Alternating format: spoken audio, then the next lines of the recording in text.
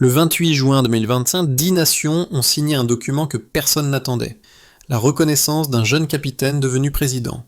Ce jour-là, les marchés se sont figés, les lignes diplomatiques ont grésillé, comme si la boussole du monde perdait le nord. Mais que signifie vraiment cette onde de choc pour vous, pour nous, quand Ibrahim Traoré change la gravité du pouvoir? Demain, l'histoire du Sahel ne sera peut-être plus écrite à Paris ni à Washington, mais à Ouagadougou même. Ce qui s'est passé ce matin-là à Ouagadougou n'était pas un simple geste diplomatique. C'était une déclaration de souveraineté, un pari risqué, presque impossible. Pour la première fois depuis un demi-siècle, un pays africain redéfinit sa légitimité sans permission étrangère.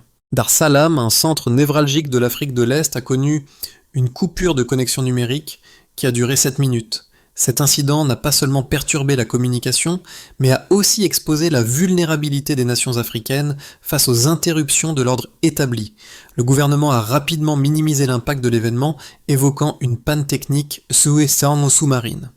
Cependant, les journalistes et les observateurs ont souligné la profondeur du problème, avec des données provenant de NetBlocks montrant une chute de 90% du trafic sur les principaux fournisseurs d'accès.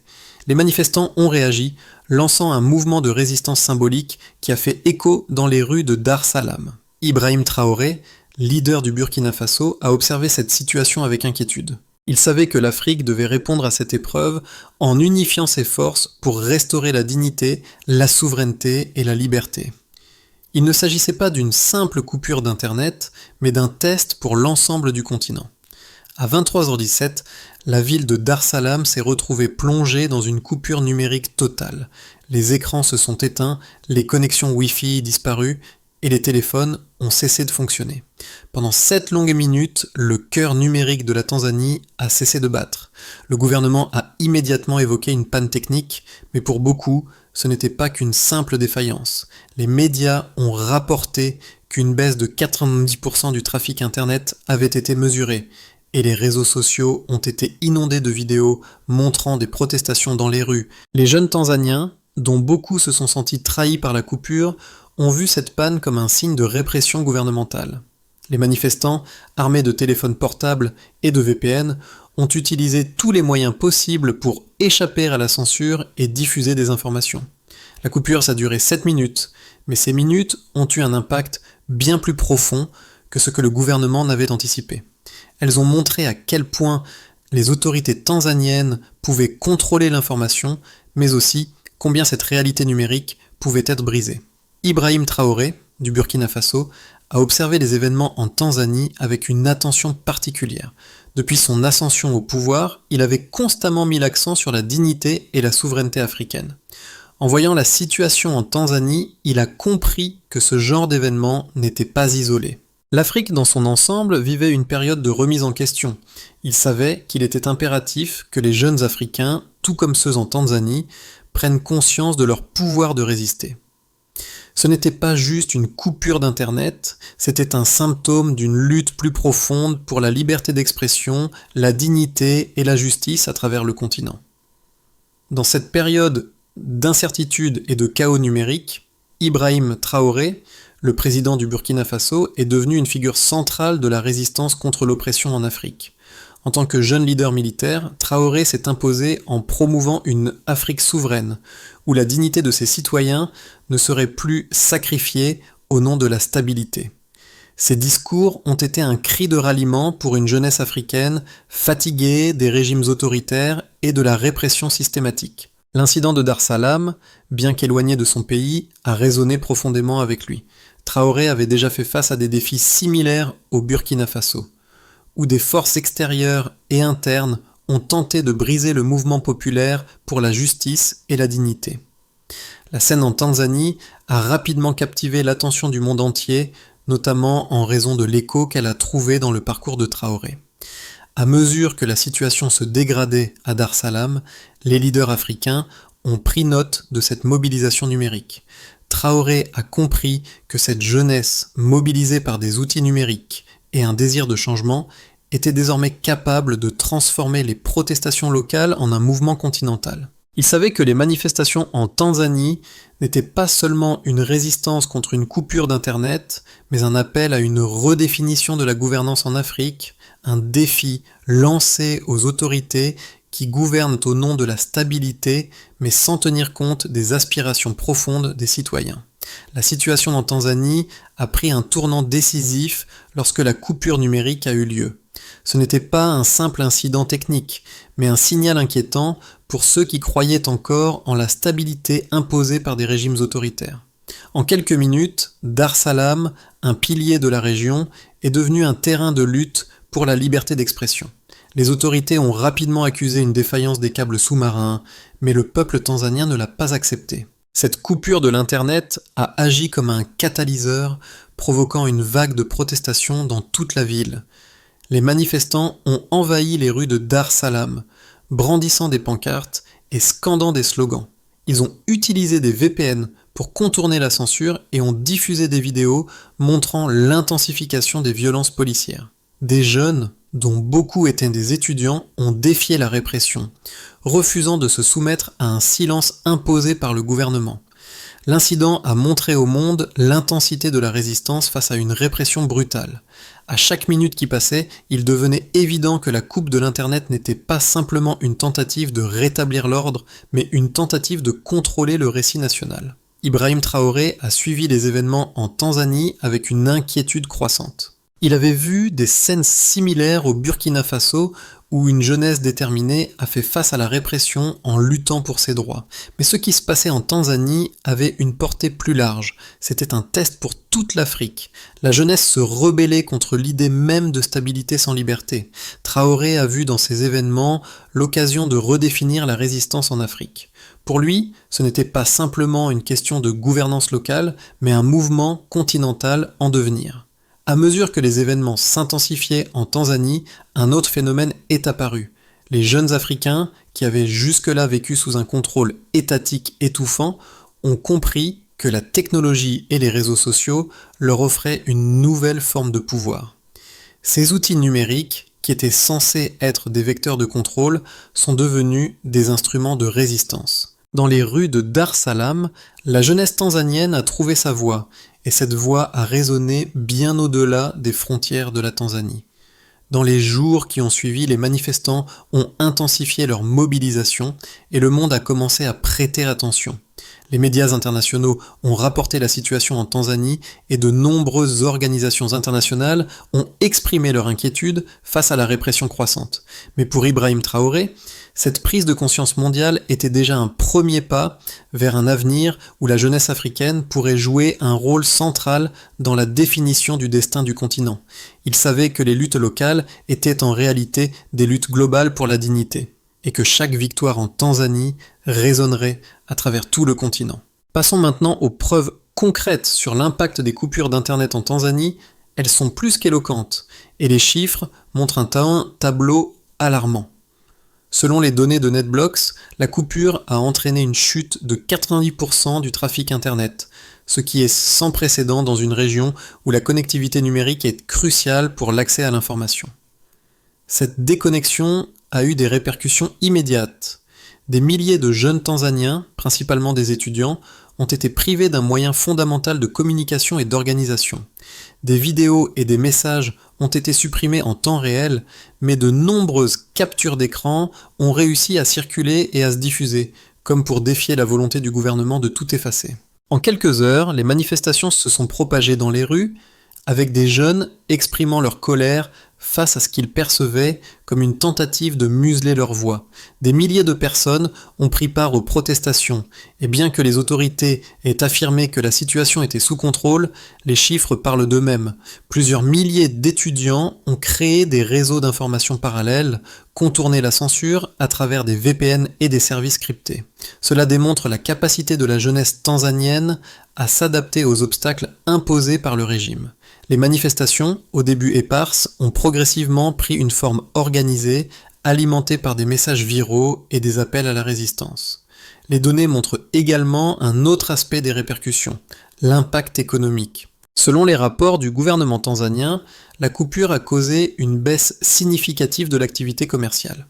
Le commerce en ligne a été pratiquement paralysé, les paiements non numériques ont été suspendus et des milliers de petites entreprises ont perdu des revenus critiques pendant ces heures d'interruption.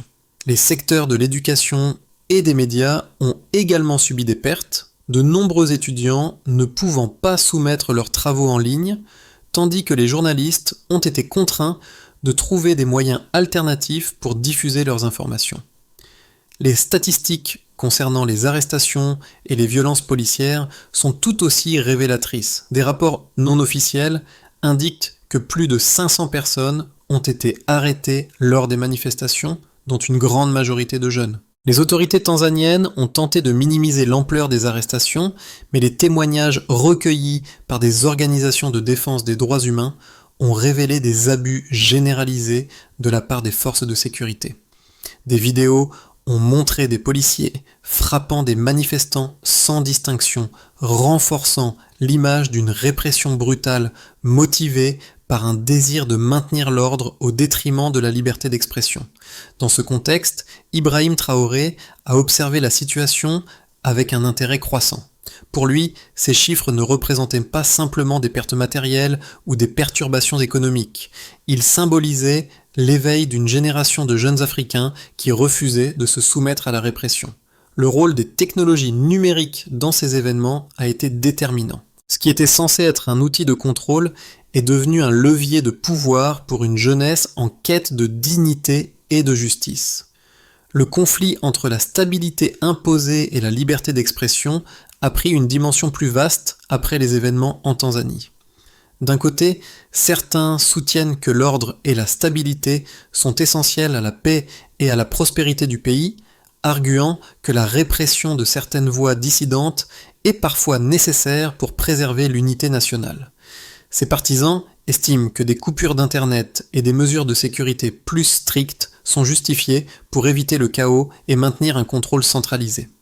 Selon cette perspective, la stabilité politique est la clé pour empêcher l'instabilité qui pourrait déstabiliser non seulement la Tanzanie, mais toute la région de l'Afrique de l'Est. Cependant, cet argument repose sur une compréhension restrictive de la stabilité. Les événements en Tanzanie ont montré que la stabilité imposée par la force n'est ni durable ni bénéfique à long terme. En réalité, elle engendre de plus grandes fractures sociales et une perte de confiance parmi la population, en particulier parmi les jeunes qui, se sentant opprimés, se rebellent. C'est l'argument pour la liberté d'expression, la justice et la dignité, comme le démontre la réponse de la jeunesse tanzanienne face à la coupure d'Internet, et que ces valeurs ne sont pas incompatibles avec l'ordre. Au contraire, elles en sont un prérequis.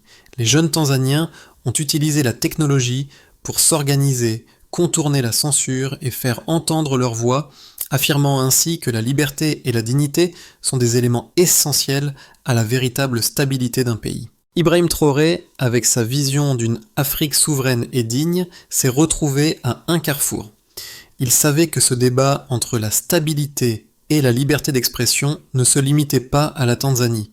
Il se jouait sur tout le continent. Ce qu'il a vu à Dar Salam était le reflet de défis similaires au Burkina Faso, où la jeunesse, comme en Tanzanie, lutte pour sa place dans un monde où la dignité est souvent ignorée au profit de la stabilité apparente.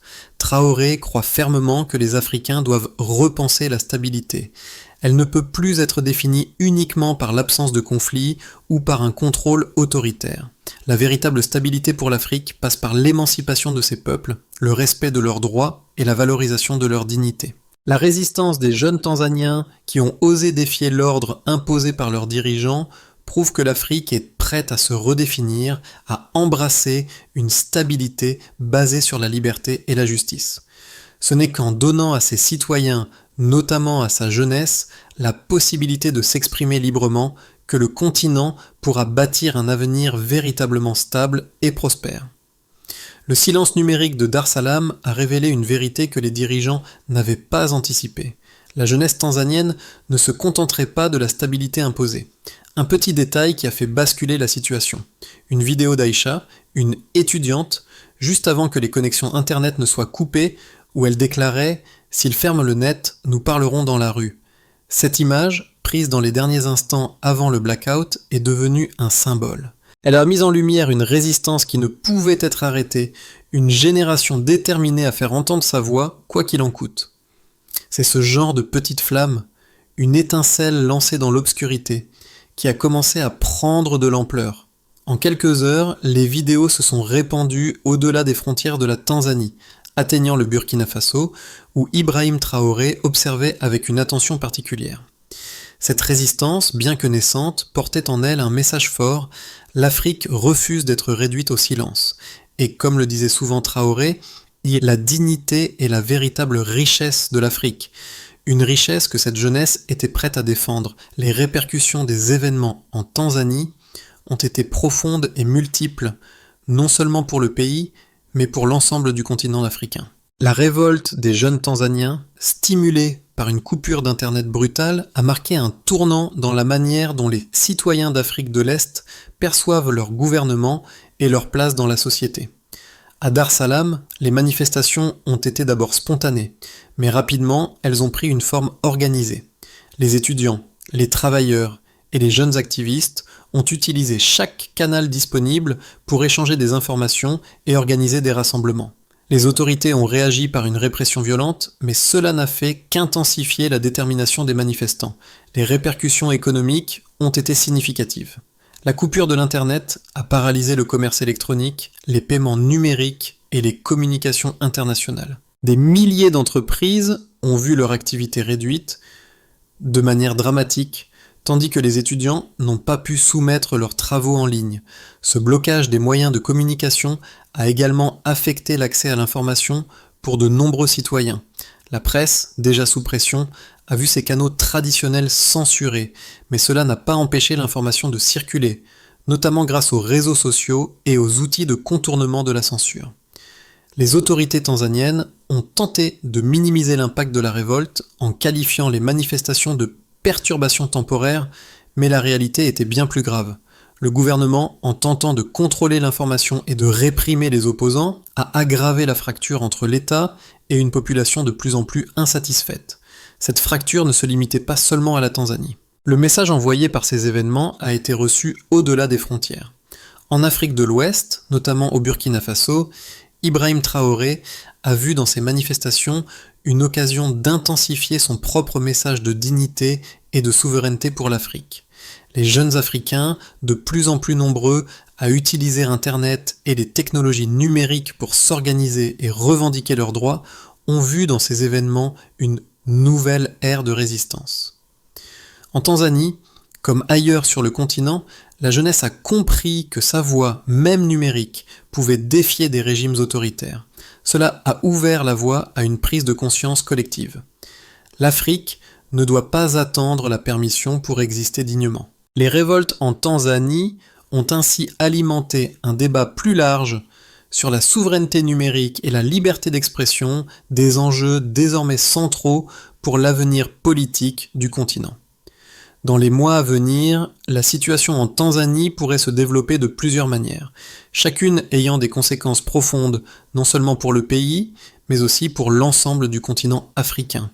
3 scénarios se dessinent. D'abord, si le gouvernement tanzanien parvient à rétablir un semblant de stabilité en réprimant efficacement les manifestations et en imposant un contrôle numérique renforcé, il pourrait revenir à la situation préexistante. Cependant, ce retour à la normalité ne ferait que nourrir un sentiment de méfiance parmi la population. Les jeunes, de plus en plus conscients de leur pouvoir, continueront de protester, bien que de manière plus discrète et sous forme de réseaux souterrains. Cette situation pourrait alimenter un cycle d'angoisse politique, où la répression engendre de nouvelles révoltes jusqu'à ce que la pression devienne intenable. Ensuite, si la communauté internationale et les forces internes militantes parviennent à influencer positivement la politique tanzanienne, il est possible que le gouvernement entame des réformes significatives pour apaiser les tensions.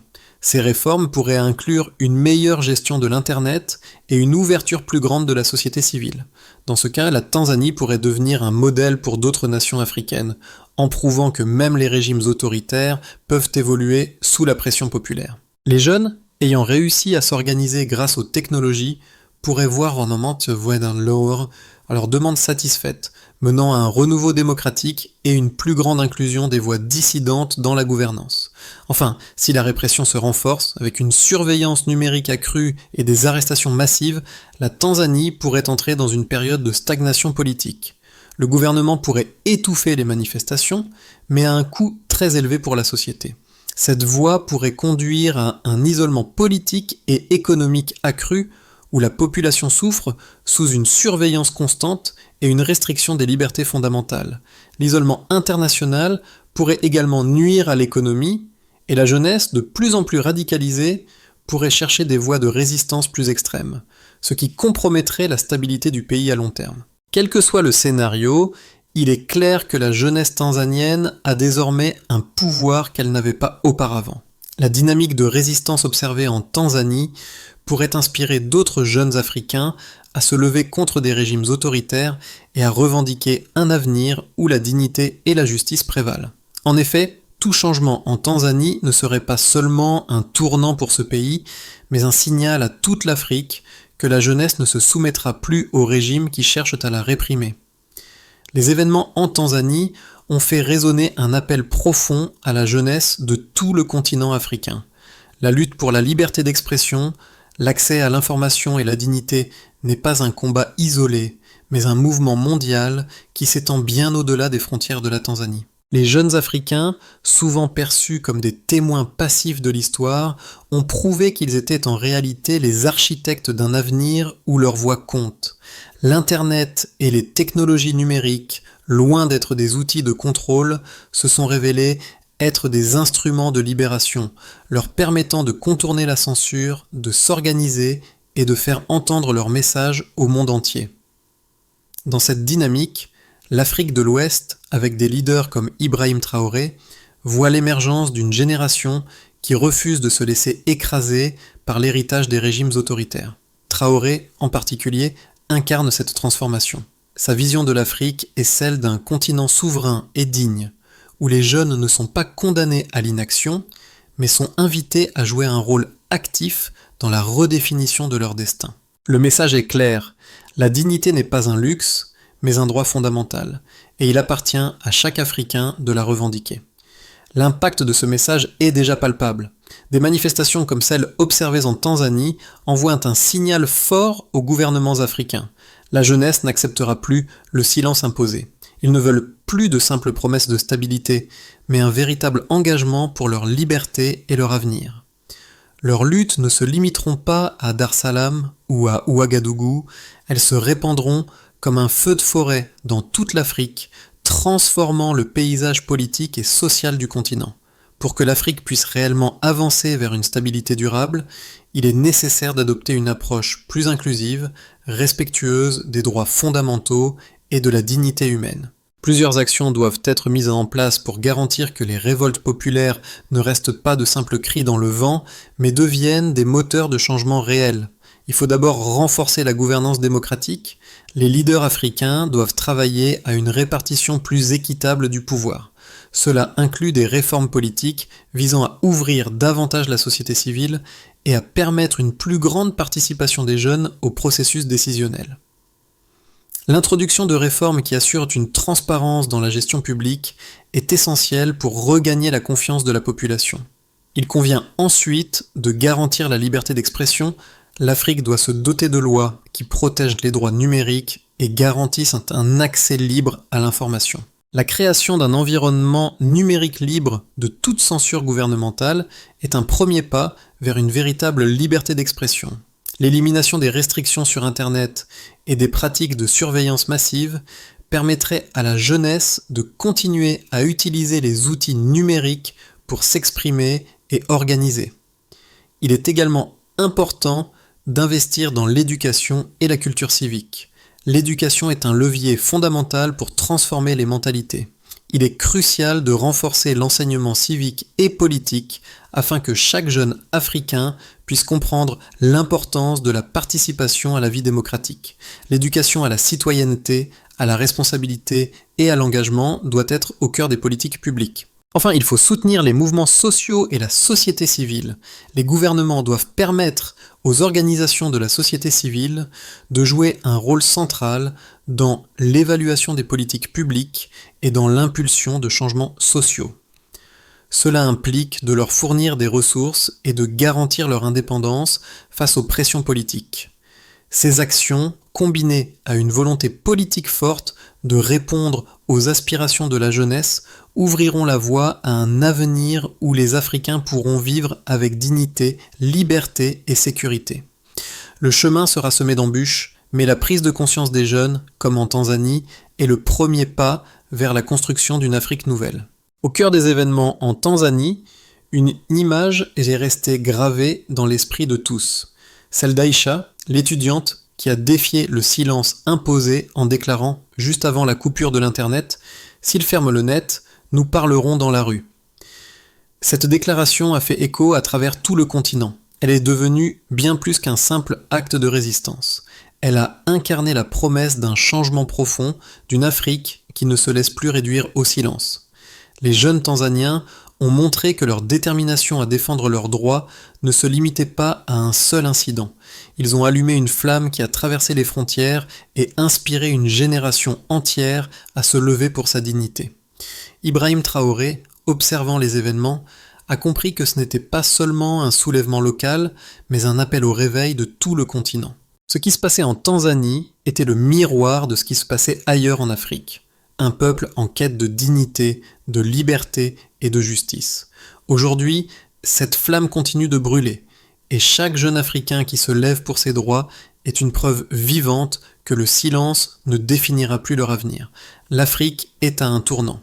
Ce qui s'est passé en Tanzanie n'est pas un simple événement isolé, mais un appel collectif, une invitation à repenser le rôle de la jeunesse dans le façonnement de l'avenir du continent.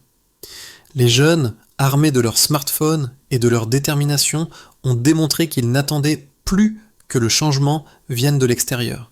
Ils ont compris qu'ils ont le pouvoir de réécrire leur destin. Et maintenant, la question est, quel rôle jouez-vous dans cette transformation ? Ibrahim Traoré l'a dit clairement, la dignité est la véritable richesse de l'Afrique. Ce n'est pas un concept réservé à quelques-uns, mais un droit pour chaque Africain. Si vous vous reconnaissez dans ce message, si vous croyez que l'avenir de l'Afrique doit être forgé par les jeunes eux-mêmes, alors il est temps d'agir. Participez à ce mouvement, soutenez les initiatives locales, partagez vos idées et engagez-vous à faire entendre votre voix. Le silence a trop duré. Il est temps que l'Afrique respire à nouveau, ensemble, dans la dignité et la liberté.